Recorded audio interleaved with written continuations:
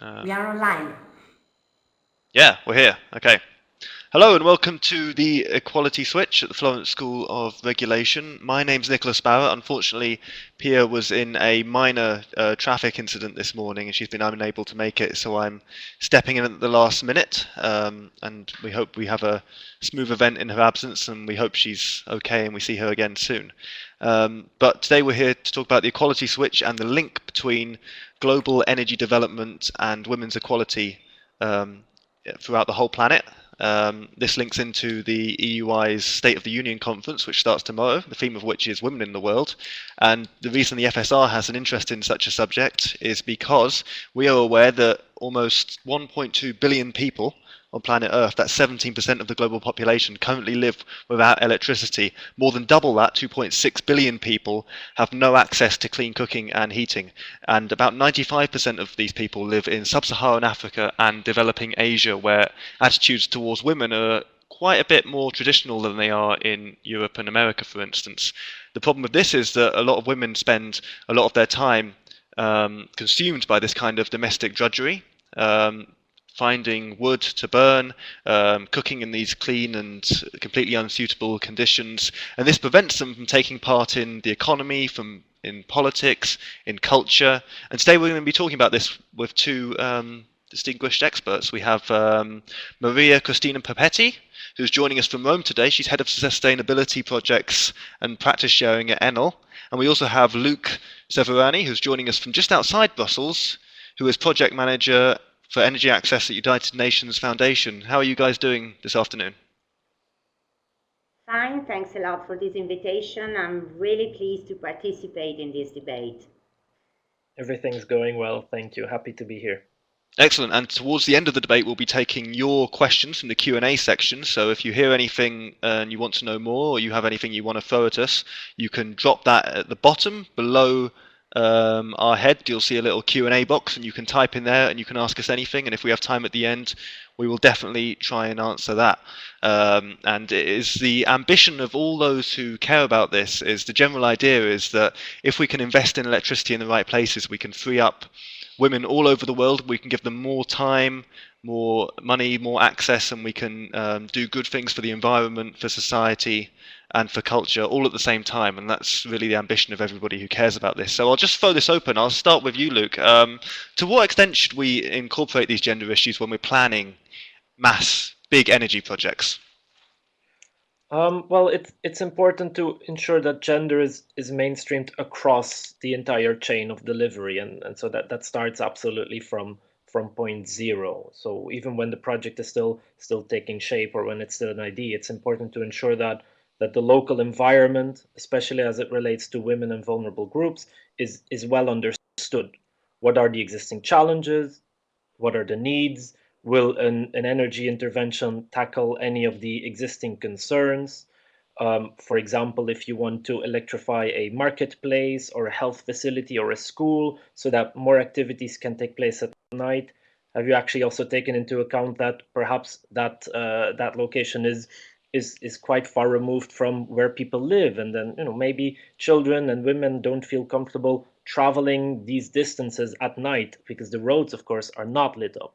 So it's an aspect of security where a good idea in terms of creating a stronger economy by lighting up a marketplace may not actually have the intended results because certain factors are not taken into consideration.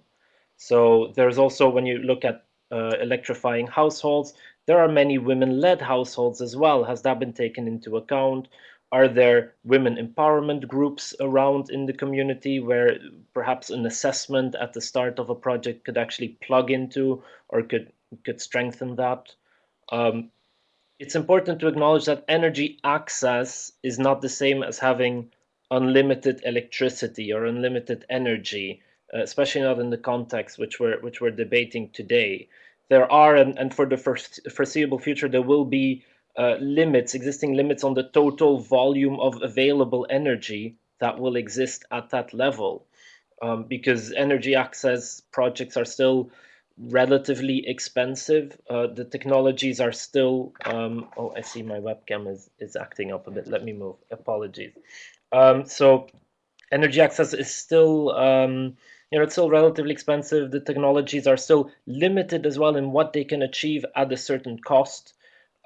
Disposable incomes are also limited, of course. So there's only a limited amount of available energy. It's not that households can leave the TV on for 24/7, because that energy is just not available.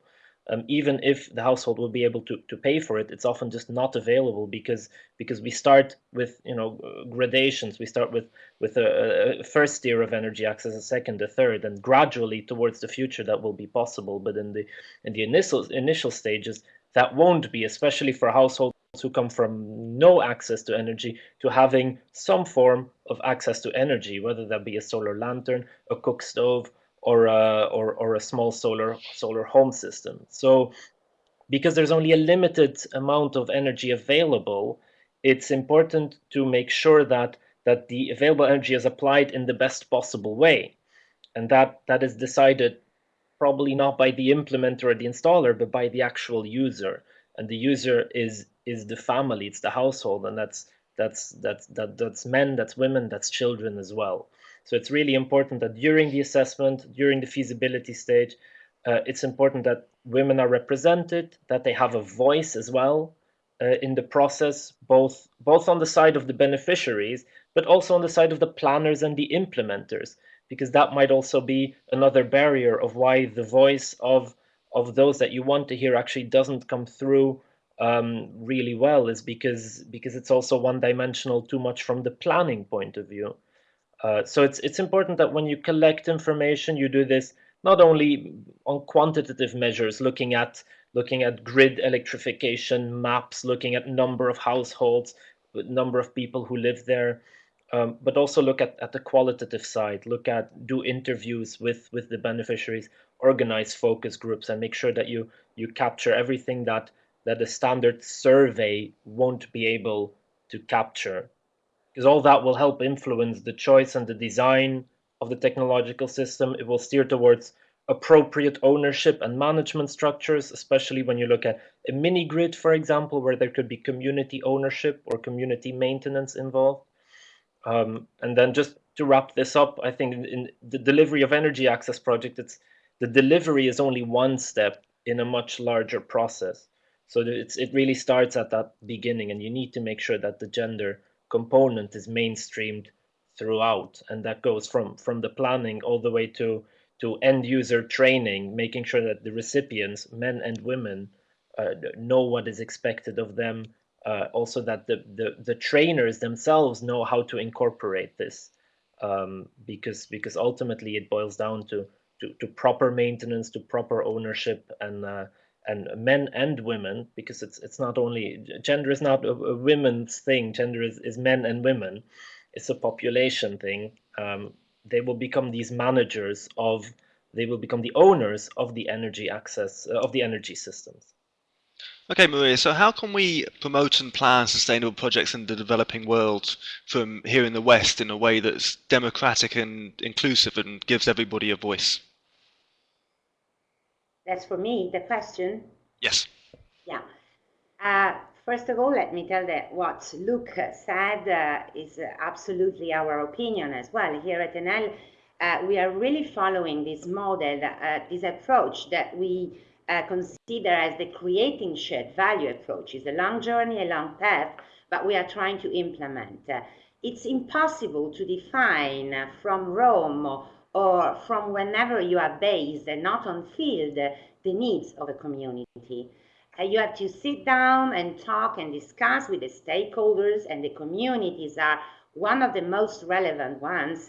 What do they need and why, in order to solve the issue of access to electricity? According to us, the issue is not only the matter, which is the most important one for sure, to give access to electricity to those areas that have no access to electricity at all. This is the most important issue. So that governments in most of the cases have now huge investments to put into connection to grids, for instance. So the idea is to work together with them in order to foster and promote the use and the implementation of renewable energies, for instance, which are more affordable and easy to install. So we are talking about off-grid solutions, we are talking about maintenance and the testing of hybrid solutions together with the communities. And in 2012, we understood that women really could play a very important role in access to energy because we could work together in order to foster the capacity building, meaning that we can train women easily than men, and I will try to tell you why later on. And they can learn and they can start to install and maintain small solar panels, for instance, or they can also understand how they can build up lamps. And they easily learn, they do, because they are really empowered. We have done this project starting in 2012 with the Barefoot College, which is an Indian NGO. And the idea is to really empower women coming from isolated and rural villages of Latin America first. Now we are doing the same in Africa and in Asia as well. And they lead their communities from a volunteer base. They go to India in this college, which is a barefoot college. Most of them are illiterate because they don't even speak the language, not the English one or the Indian one for sure. But in 6 months, learning by doing, they really understand how to build up, install and maintain solar system.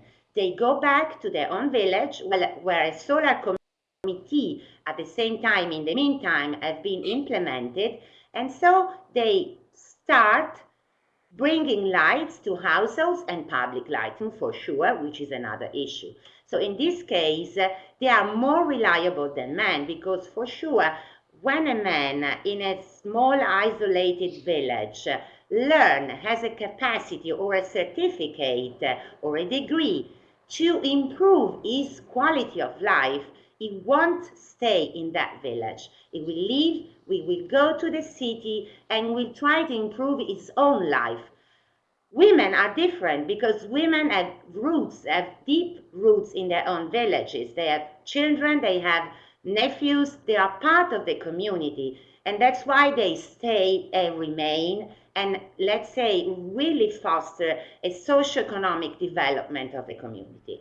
But I will also add another important issue, because when we always discuss about access to electricity, we need also to remember fuel poverty. What do I mean? I mean that there are a lot of communities that have lights, but unfortunately they cannot afford the energy bill. This is another issue, very important. And in this case, what we do normally, most of all, we try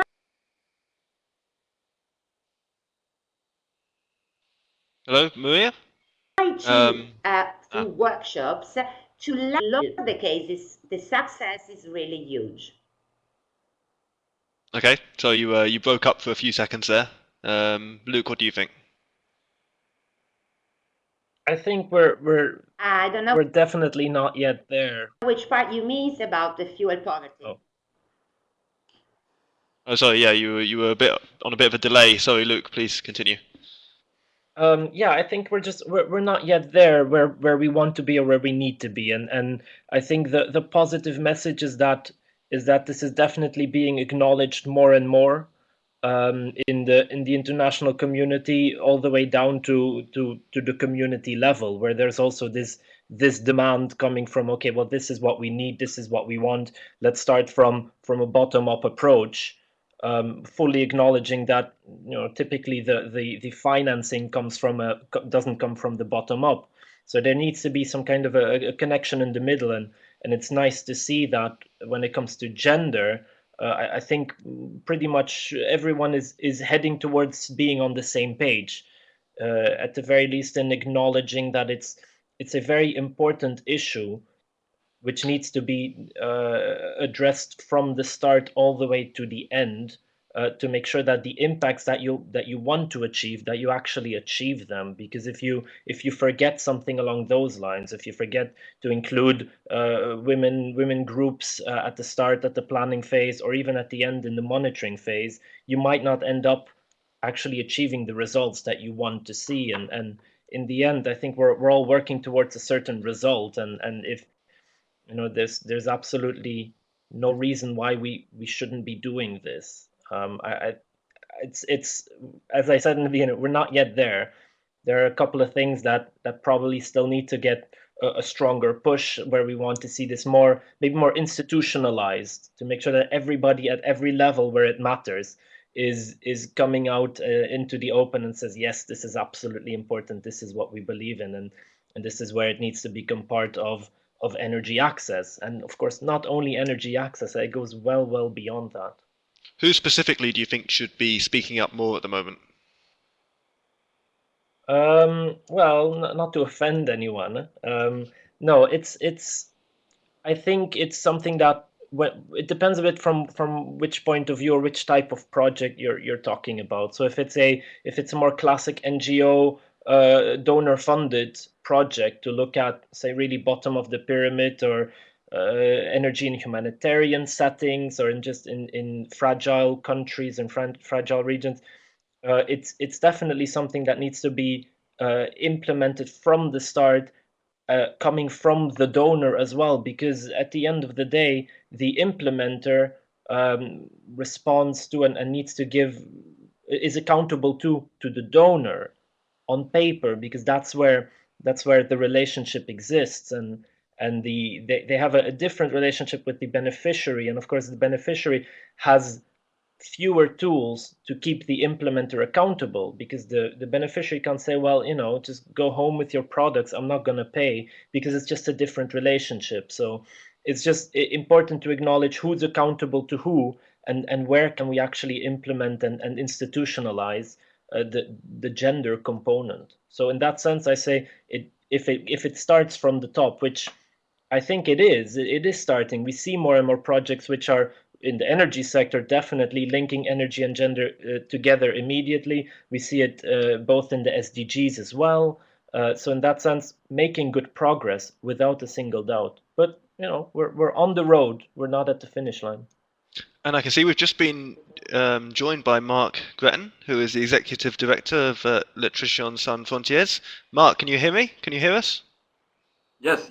I'm awfully sorry for joining us so late. There was a confusion in the time. I thought it was 1 hour later. I'm really sorry about that. Okay, well that's all right. How's it going? How are you? Fine. Okay, well, in case you didn't know, I'm Nicholas, and Pierre wasn't able to make it today, so I'm just stepping in. I don't know if you've caught much of our conversation, but I suppose I'll throw out the first question to you now that you're here. To what extent do you think we should incorporate gender issues into the early stages of planning energy projects in the world? Well, I think this is an issue which has to be tackled at the earliest stage possible, as far as energy projects are concerned, for various reasons. And I have a few examples that we've seen in the projects that we've been carrying out, even recently, because we see that there can be two kind of situations when you try to launch a program and build something with people in remote area, because we work only in far remote area, in rural areas with absolutely no access to energy at all. And there are situations where there are already organized group of women's committee, for instance, in villages that already are trying to launch specific projects in like crafts or simple food transformation, conservation, and so on. They already have ideas and projects which they would like to carry out, to develop, and so they are present from the very beginning.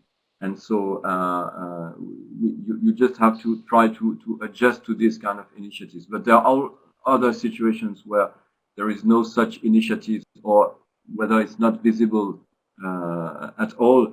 And there, I think it's very important to keep your ears and eyes open to the role that women are already playing in the local society, in the local organization, and which is not visible to us. Which means that from the very beginning, I mean, when we from the conception, the engineering of the project, and from the conception of our own organization, what kind of people we're going to send in the missions and how we'll interact with the population, we have to be very careful about the role that women already play and the way they suffer from lack of energy, and the ideas they have about what kind of solution would be the most adapted. Because we've seen that in many villages. The acknowledged authority is often in the hands of men, the village leaders and so on. So they are the first counterparts that we interact with, and it takes more time, and it's not as instantaneous to get information from the women community.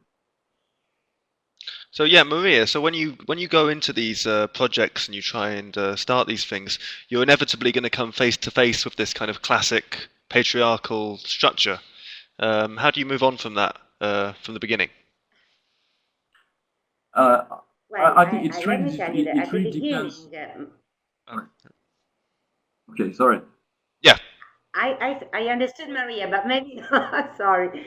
Yeah. No. Well, I let asked me you. tell That's you okay. that it's fine. At the Yeah, go ahead. beginning, when we start with the barefoot coffee, for instance, and we started in Latin America, you can imagine it's it's really a very patriarchal, let's say, situation in most of these countries.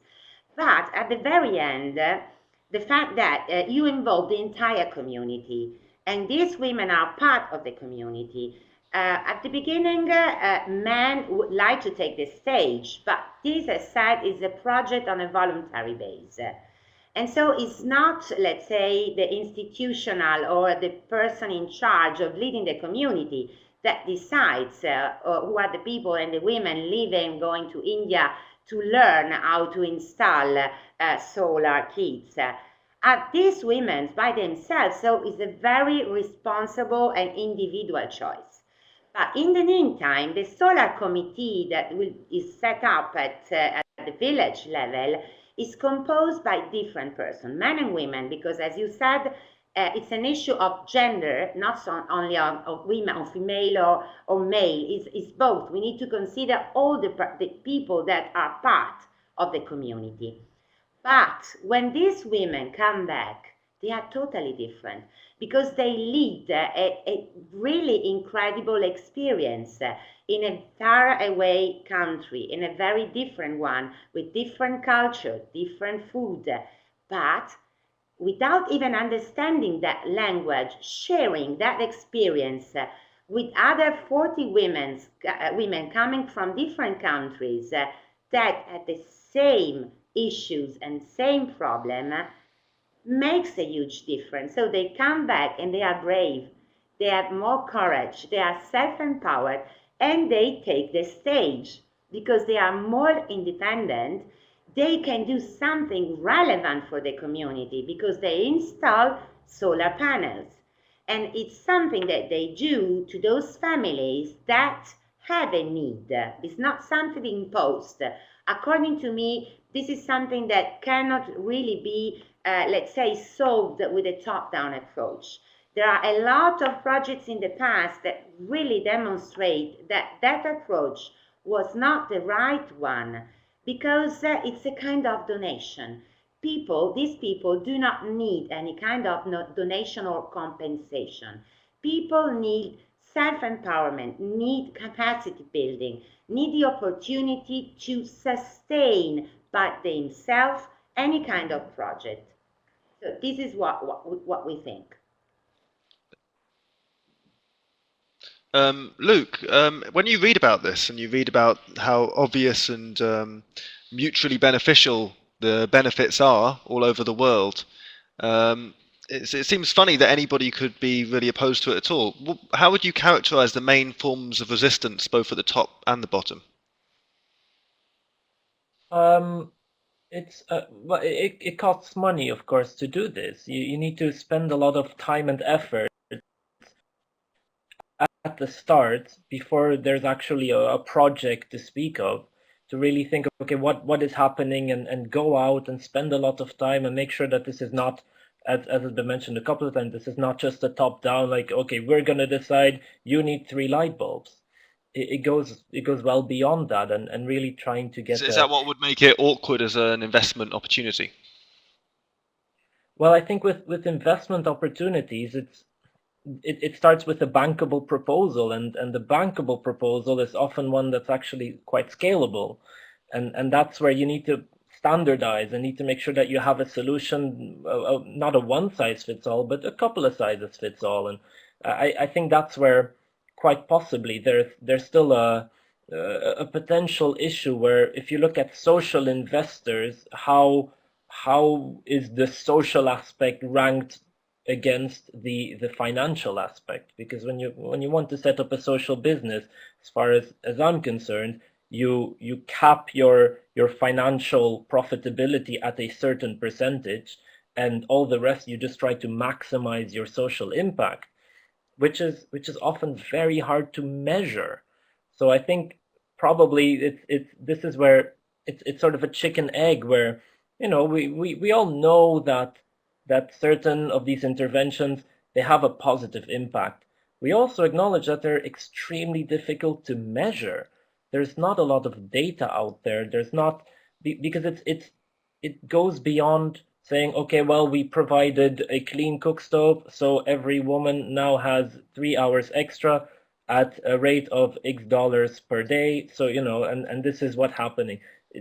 That's all based on assumptions, but you don't really know necessarily what is happening. How are things moving from an energy intervention to what you assume to be the impact? So I think that's, for me, that's where the biggest challenge lies today, is really looking at what is the impact, how is it happening, what are the main barriers, what are the main facilitators, and really trying to, for lack of a better word, quantify it, really trying to find the theory of change, to use another buzzword.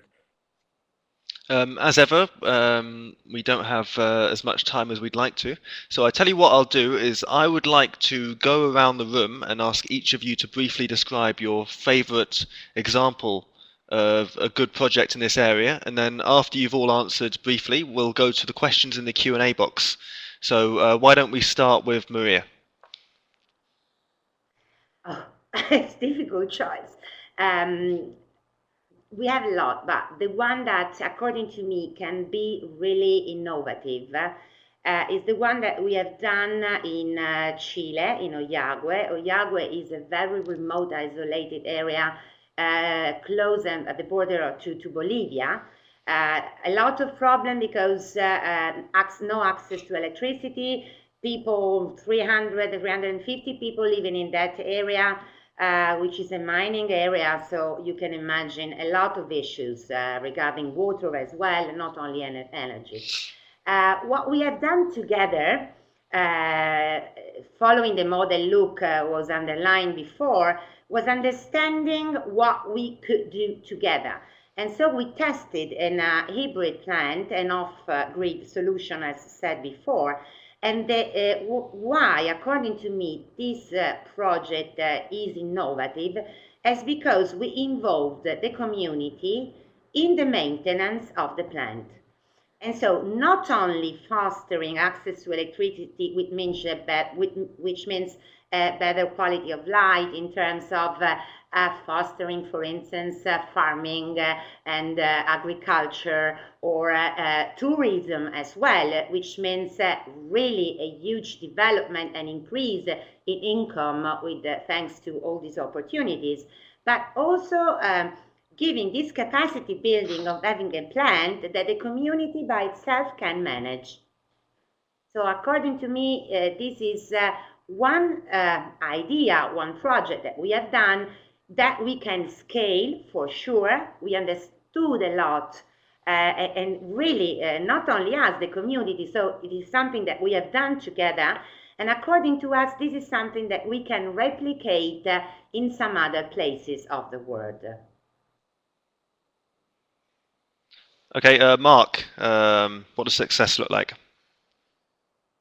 I have in mind one recent project that we had in Togo, where the fact that we found the way to broaden our interaction with the villagers, and especially with women organizations that we were not aware of at the beginning, allowed us to change lots of things in the course of the design of the project, which was initially focusing on an orphanage. There was an organization in the village managing an orphanage, and we had started thinking of what we could do for this specific structure and its surroundings, and then little by little we got the mission teams that worked there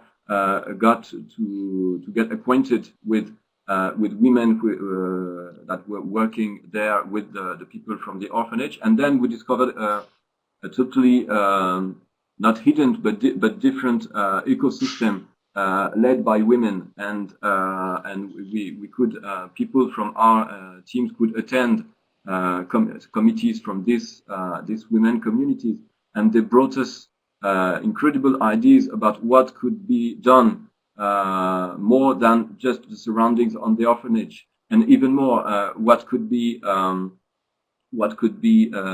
dangerous or what could bring about problems if we only focused on this specific structure, whereas there were other needs all around. So it was very enriching for us to get to know this specific women committee, and it allowed us to get a broader vision of the organization of the village, which again was not visible from the start, even after some time.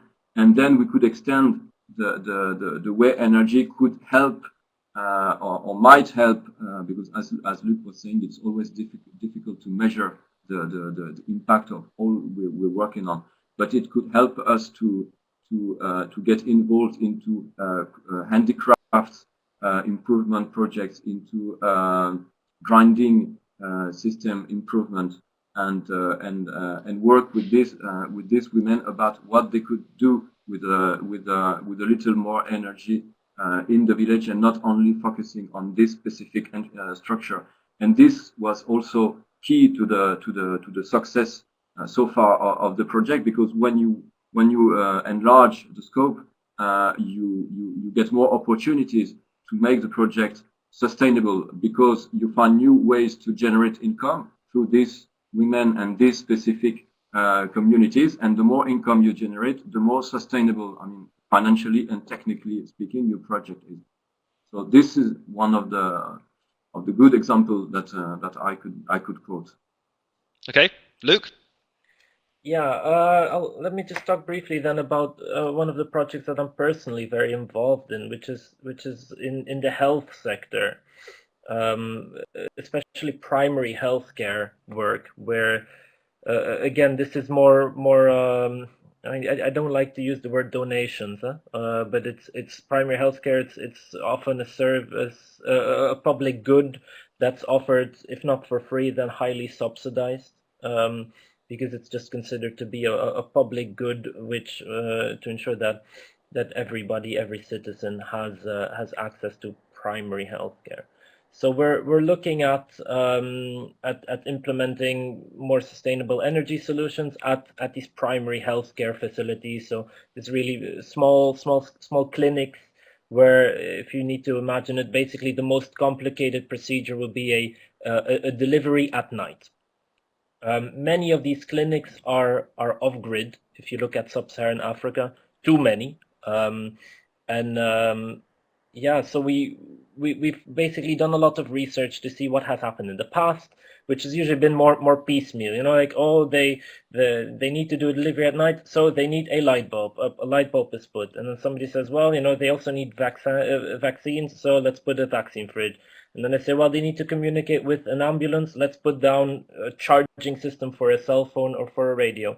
And just bit by bit, it's created this sort of yeah, a system that's working not really well. That's where there hasn't been enough training. There hasn't been enough ownership. There's no legal setup. There's no income generating happening at that level. So there's also no fund available to actually replace even a light bulb.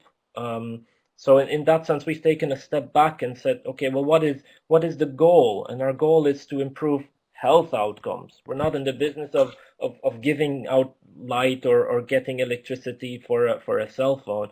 No, the goal is to get improved health outcomes. And then we've basically worked back to say, okay, well, how do we need to do this, given that we have a lot of examples of how not to do it.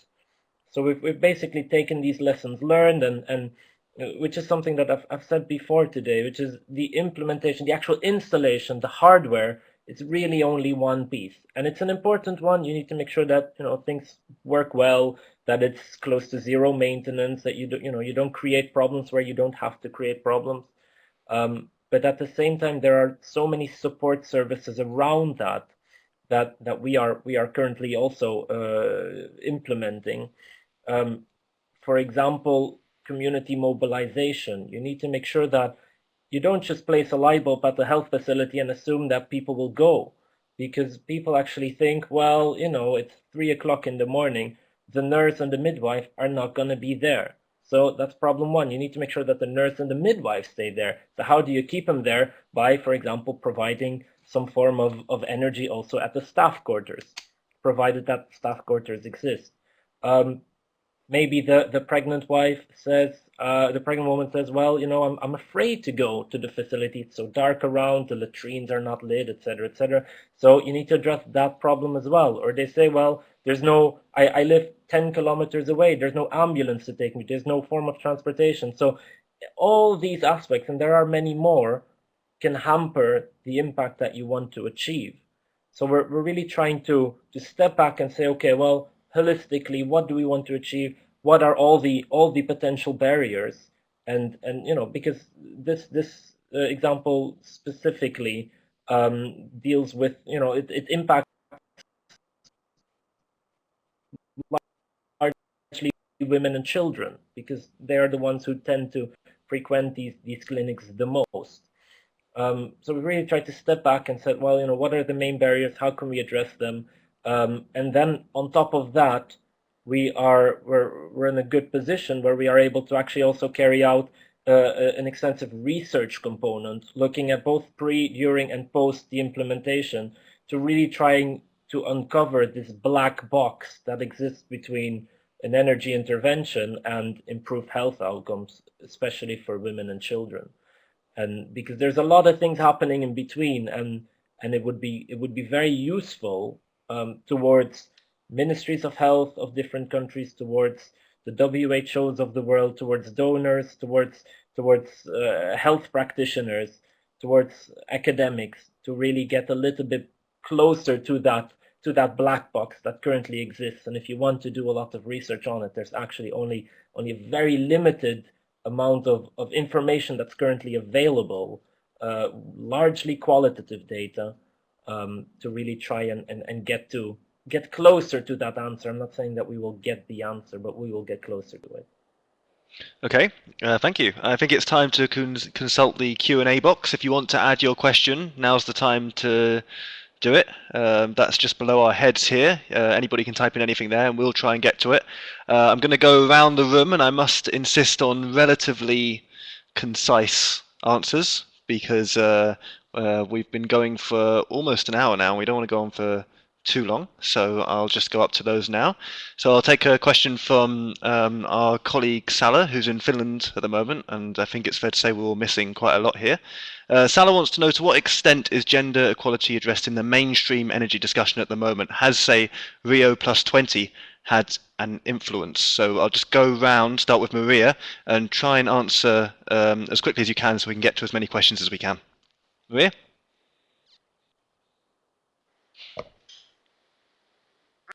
You hear me, Maria? I think it's absolutely relevant. It's a focus. Development goals. You can hear me? Yeah. And so I think it's absolutely relevant. The discussion has already started. The debate now is top-down and bottom-up, which is most relevant to me. And so he says he's mentioning Rio, and then we need to go further to, for sure, Paris, and now to Morocco next in November. So energy discussion that needs to involve all the stakeholders, meaning not only the community, but also and the companies, the private sector, the public sector, institutions, NGOs, because NGOs at local level for us and for a company like Enel are real partners because they are on field. They know exactly what is going on, and they can really help a lot in measuring the impacts Luke was mentioning before. Okay, Marc? Well, for sure, I think that there is, we are at a moment where there is a convergence between, and this is something that we've seen in Paris at the end of 2015, the convergence of several agendas and several important issues, be it climate issue, energy issue, gender equality issue, the way you work with local communities and so on. And this is something that you find in the Sustainable Development Goals.